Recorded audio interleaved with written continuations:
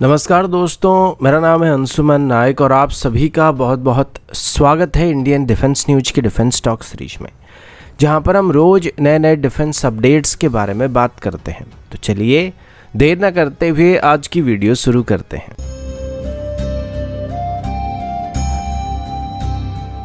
आज की पहली update 6th generation fighter jet की तरफ से है। आप सभी को ये बात पता होगा कि अभी पूरे दुनिया भर में किसी भी देश के पास active 6th generation fighter jet मौजूद नहीं है और अब यूनाइटेड स्टेट, चाइना और कई यूरोपियन कंट्री साथ मिलकर एक 6th जनरेशन फाइटर जेट को डेवलप करने की कोशिश कर रहे हैं, जिसमें फिलहाल यूनाइटेड स्टेट्स सबसे आगे चल रहा है। इस बीच यूके, जापान और इटली की तरफ से भी साथ मिलकर एक 6th जनरेशन फाइटर जेट को डेवलप किया जा रहा है, जिसका नाम फिलहाल टेम्पेस्ट रखा गया है। और अभी इसमें यूके की तरफ से भारत को एक बार फिर से इनवाइट करने की खबर सामने आ रही है। रिसेंटली यूके और भारत के बीच एक 2+2 लेवल की मीटिंग होने वाली है, जिसमें हमारे डिफेंस मिनिस्टर राजनाथ सिंह जी को टेम्पेस्ट प्रोग्राम के बारे में यूके की तरफ से ब्रीफिंग दिया जा सकता है। इससे पहले भी 2019 में यूके की तरफ से भारत को टेम्पेस्ट प्रोग्राम को ज्वाइन करने के लिए ऑफर दिया गया था, लेकिन तब भारत की तरफ से इसमें इन्वॉल्व होने के लिए कोई पॉजिटिव साइन वहाँ पे नहीं दिया गया था, लेकिन इस पर खुलकर भारत की तरफ से मना भी नहीं किया गया था। तो अभी जब 8 जनवरी को हमारे defence minister Rajnath Singh ji UK के गश्त पर जाएंगे, तो तब इसको लेके बातचीत होने की उम्मीद किया जा रहा है। और सेम टाइम पर रोल्स रॉयस की तरफ से भी भारत को अपनी future 5th generation fighter jet यानी कि एमका के लिए एक नई एरो इंजन को भी डेवलप करने का ऑफर दिया जा रहा है, जिसे वो कम्प्लीटली नए तरीके से डेवलप करने का ऑफर भारत को दे रहे हैं, जिसमें भारत की रिक्वायरमेंट के हिसाब से रोल्स रॉयस की तरफ से एक नई एरो इंजन को डेवलप किया जाएगा, जिससे आगे चल के एमका में और भारत की फ्यूचर फाइटर जेट में इस्तेमाल किया जा सके। और इस इंजन की कंप्लीट टेक्नोलॉजी को, इंटेलेक्चुअल प्रॉपर्टी राइट्स को, यहाँ तक कि एक्सपोर्ट क्लियरेंस को भी भारत को दिया जाएगा, ताकि भारत इसको चाहेगा तो आगे चल किसी भी देश को एक्सपोर्ट कर पाएगा। और रोल्स रॉयस का यह भी कहना है कि अगर अभी भारत इसमें शामिल होता है तो आने वाले 10 साल के अंदर इस नए इंजन को डेवलप कर लिया जाएगा। और सेम टाइम पर टेम्पेस्ट को भी डेवलप करने की कोशिश किया जा रहा है। तो अभी यूके इस चीज़ का फ़ायदा उठाकर इसमें भारत को भी शामिल करना चाहता है, जिसमें भारत को पहले तो एक 6th जनरेशन फाइटर जेट को हासिल करने का मौका मिल सकता है और साथ ही सेम टाइम पर भारत को अपनी indigenous 5th generation fighter jets के लिए, फिर अपनी फ्यूचर फाइटर जेट्स के लिए एक एरो इंजन को भी डेवलप करने का मौका मिल सकता है। अगला अपडेट सुपर सुकोई प्रोग्राम की तरफ से। जैसे कि अभी इंडियन एयरफोर्स की तरफ से अपनी एग्जिस्टिंग सुकोई फाइटर जेट को फर्दर अपग्रेड करने का फैसला किया जा रहा है, जिसमें इनको सुपर सुकोई स्टैंडर्ड अपग्रेड किया जाएगा और इसमें modern as radar, electronic warfare system, radar warning receiver और कई तरह के एवियोनिक्स अपग्रेड भी किए जाएंगे। इस अपग्रेड को करने के बाद ये सभी एयरक्राफ्ट मॉडर्न 4.5 जनरेशन एयरक्राफ्ट की स्टैंडर्ड की फाइटर जेट बन जाएंगे और टोटल एग्जिस्टिंग 260 सुकोई में से 150 सुकोई को भी सुपर सुकोई स्टैंडर्ड में अपग्रेड करने का फैसला किया गया और इनको 2 अलग अलग बैच में अपग्रेड किया जाएगा। पहले बैच में अभी 84 सुकोई को अपग्रेड करने का प्लान किया जा चुका है। अब इनिशियली जब इंडियन एयरफोर्स की तरफ से अपनी सुकोई को सुपर सुकोई स्टैंडर्ड में अपग्रेड करने का प्लान किया गया था, तब इसमें ज़्यादातर रशियन सिस्टम का इस्तेमाल करने का प्लान किया गया था और इसमें मौजूद एग्जिस्टिंग AL-31 FP इंजन को AL-41 सीरीज के इंजन से रिप्लेस करने का प्लान किया गया था, जिनको अभी रशिया की Su-35 में इस्तेमाल किया था। लेकिन जैसे कि अभी HAL की तरफ से और ADA की तरफ से सुकोई को अपग्रेड करने के लिए सभी एवियोनिक्स और सिस्टम को डेवलप किया जा चुका है और रशिया के साथ अभी कोई डील भी कर पाना बहुत ही मुश्किल हो रहा है, तो इसी वजह से सुपर सुकोई प्रोग्राम से सभी रशियन सिस्टम को बाहर करने का फैसला किया गया था और अभी सभी मेड इन इंडिया सिस्टम के साथ ही Su-30 MKI फाइटर जेट को अपग्रेड करने का फैसला किया गया था। लेकिन इसमें जो सबसे बड़ी खामी थी वो सुकोई में इस्तेमाल होने वाली इंजन होने वाली थी, क्योंकि भारत के पास रशियन ओरिजिन AL-41 सीरीज के इंजन की परफॉर्मेंस को मैच करने लायक कोई भी इंजन फिलहाल के लिए मौजूद नहीं है। तो इसी वजह से HAL की तरफ से इंजन को छोड़ के बाकी सभी एवियोनिक्स को अपग्रेड करने का फैसला किया गया है और इस अपग्रेडेशन प्रोग्राम के दौरान HAL की तरफ से TOT के साथ भारत में बनाए जाने वाले सुखोई की existing engine AL-31 FP series के इंजन की एक एनहांस्ड वेरिएंट को भी डेवलप करने की कोशिश किया जा रहा है, जिसको सुखोई में इस्तेमाल किया जाएगा। लेकिन फिर भी ये परफॉर्मेंस के हिसाब से AL-41 सीरीज के इंजन को मैच नहीं कर सकता है। इसी वजह से अभी रशिया एक बार फिर से सुपर सुकोई अपग्रेड प्रोग्राम के अंदर भारत को अपनी AL-41 सीरीज के इंजन को ऑफर करा और रशिया का कहना है कि अगर आप चाहे तो अभी भी हम आपको AL-41 सीरीज के इंजन को दे सकते हैं। और रिसेंटली रशिया और भारत के बीच जो हाई लेवल की मीटिंग हुआ था, जिसमें हमारे external affair minister S Jaishankar और रशियन प्रेसिडेंट व्लादिमीर पुतिन भी शामिल थे, वहां पर रशिया की तरफ से अपनी AL-41 सीरीज के इंजन को भी एक बार फिर से भारत को ऑफर किया गया।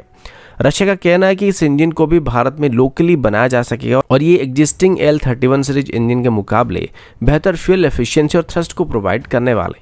कंपैरेटिवली देखा जाए तो AL-41 सीरीज का जो इंजन होगा वो 142 किलोन्यूटन के आसपास की थ्रस्ट को जनरेट कर पाएगा, जबकि AL-31 FP इंजन मुश्किल से 120 किलोन्यूटन या 122 किलोन्यूटन की थ्रस्ट को जनरेट कर सकते हैं। इसके अलावा इस इंजन में एक और खास बात यह है कि इसमें डिजिटल इंजन कंट्रोल सिस्टम भी मौजूद है, जो कि AL-31 सीरीज के इंजन में मौजूद नहीं है। और इसमें जो टर्बाइन ब्लेड्स हैं वो भी AL-31 सीरीज के इंजन से काफ़ी अलग है, जो कि बेहतर एफिशिएंसी के साथ साथ इंजन को थोड़ा ठंडा रखने में मदद करते हैं या बेहतर कूलिंग को प्रोवाइड करते हैं। और इससे एग्जिस्टिंग एयरक्राफ्ट की RCS के ऊपर हीट सिग्नेचर के ऊपर भी काफ़ी असर पड़ने वाला है। यानी कि एक AL-31 सीरीज के इंजन इस्तेमाल होने वाली सुखोई में जो हीट सिग्नेचर रहेगा, AL-41 सीरीज के इंजन को इस्तेमाल करने वाले सुखोई में वो काफ़ी हद तक रिड्यूस हो जाएगा, जिससे हीट सीकिंग मिसाइल को एयरक्राफ्ट पर लॉक करने में और ट्रैक करने में काफ़ी परेशानी होने वाली है और ओवरऑल RCS भी वहाँ पर रिड्यूस होने वाला है। अब देखने वाली बात यह कि इस बार भी रशिया की तरफ से जो ऑफर भारत को दिया जा रहा है, इसमें इंडिया इसको कंसिडर करता है, एफर नहीं करता है। लेकिन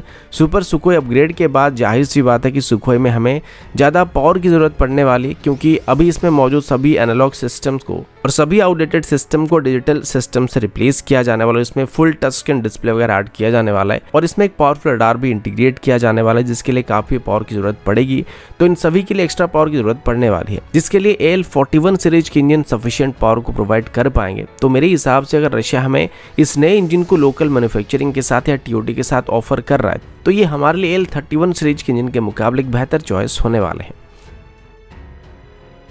अगला अपडेट रुस्तम 2 ड्रोन की तरफ से है, जो कि लगभग अपनी सभी फाइनल टेस्ट को कंप्लीट करने के पॉइंट तक आ चुका था और आर्मी में इंडक्ट होने की बात भी लगभग कंफर्म ही होने वाली थी। लेकिन अचानक से टेस्टिंग के बाद हुई क्रैश के बाद इस प्रोग्राम को बंद करने का फैसला किया जाने लगा है। तो ये सवाल अभी कई लोगों के मन में जरूर होगा कि आखिर इसके पीछे क्या कारण है और आर्मी और एयरफोर्स इसको इंडक्ट करने से पीछे क्यों हट रहे हैं। रिसेंट रिपोर्ट का एक कहना है कि टेस्टिंग के दौरान हमारी मिलिट्री की PSQR यानी कि प्रिलिमिनरी स्टाफ क्वालिटेटिव रिक्वायरमेंट को फुलफिल नहीं कर पाता था, जिसमें इसको 30,000 फीट की ऊंचाई में लगातार 20 घंटे तक उड़ान भरना था।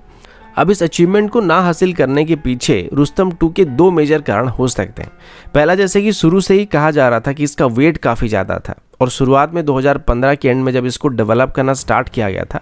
तब इसका वेट करीब 2400 kg था और तब इसमें एक 115 HP की इंजन का इस्तेमाल होता था और ये तब काफ़ी हद तक अंडर पावर लग रहा था। अब जब हमारी मिलिट्री को यह बात पता चला और इसकी कुछ इनिशियल टेस्टिंग की गई तो उनकी तरफ से कहा गया था कि हमारी जो डिजायर्ड परफॉर्मेंस है उसे हासिल करने के लिए इसका वेट 1700 kg के आसपास होना चाहिए और तब जाके हम इसमें अलग अलग तरह के पेलोड को इंटीग्रेट करके इस्तेमाल कर पाएंगे। अब रुस्तम 2 का जो मेन वेट था वो इसका एयरफ्रेम में था, जिस वजह से वेट को जब रिड्यूस करने का फैसला किया गया तो जाहिर सी बात है कि इसके एयरफ्रेम को हल्का बनाने की कोशिश किया जाने लगा, जिसमें इसमें कंपोजिट मेटल का इस्तेमाल करने के साथ साथ पहले के मुकाबले इसकी एयरफ्रेम को पतला बनाने की कोशिश किया जाने लगा। लेकिन तब भी जो डिजायर्ड वेट था उसको हासिल करने में हम सफल नहीं हुए थे। तो परफॉर्मेंस को बेहतर करने के लिए ADA की तरफ से इसको हल्का करने के बदले इसमें जो इंजन का इस्तेमाल किया जा रहा था उसको 115 HP के इंजन से 180 हॉर्स पावर के इंजन से रिप्लेस करने का फैसला किया गया। अब बड़ा इंजन लगाने से हमको पावर तो मिल रहा था, लेकिन वहाँ पर भी हमें डिजायर्ड वेट को हासिल करने में दिक्कत हो रही थी।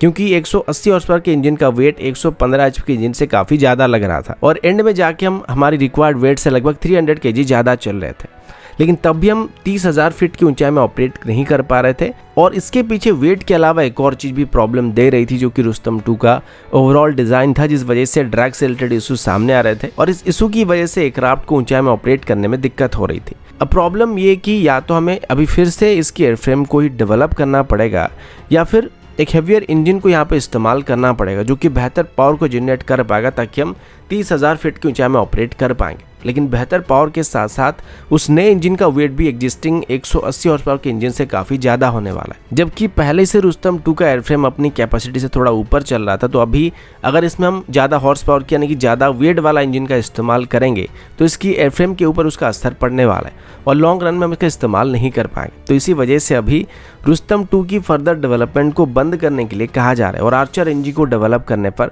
फोकस किया जा रहा है, जो कि कम्प्लीटली नई UAV होने वाली है। लेकिन फिर भी DRDO अपनी तरफ से रुस्तम 2 की डेवलपमेंट को जारी रखने की बात कंफर्म कर चुकी है। तो दोस्तों अभी के लिए इतना ही, मिलता हूँ आपसे अगले वीडियो में, तब तक के लिए जय हिंद, वंदे मातरम।